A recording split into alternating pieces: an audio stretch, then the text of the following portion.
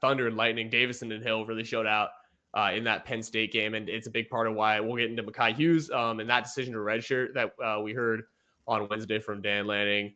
Just the fact, well, with the corners, the amount of freshmen that have stepped up to this team are phenomenal, John.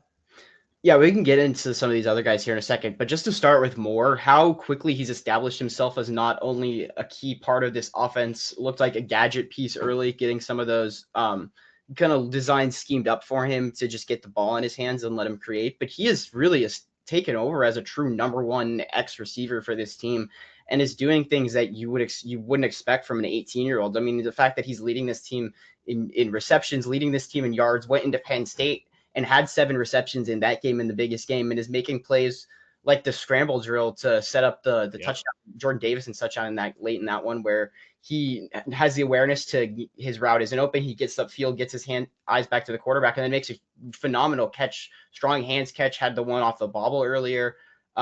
I brought this up when I was on Odds and Audibles last week talking to Eric Scopel, but it's hard not to compare him to some of the best receivers that we see in the NFL that we've seen in college football with the skill set that he has. I brought up the name Jamar Chase in terms of just they have play styles that really remind me each other of a lot.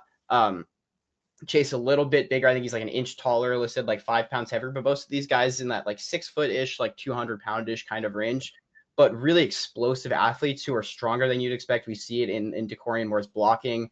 Jamar Chase breaks tackles all the time, but are also very elusive after the catch. And then the way that Dakorien Moore can go up and catch these back shoulder balls, that's what really made me start thinking of Chase specifically. But just it's ridiculously impressive for an 18-year-old kid. And it's so exciting to see how much better he's going to continue to get, as we go forward.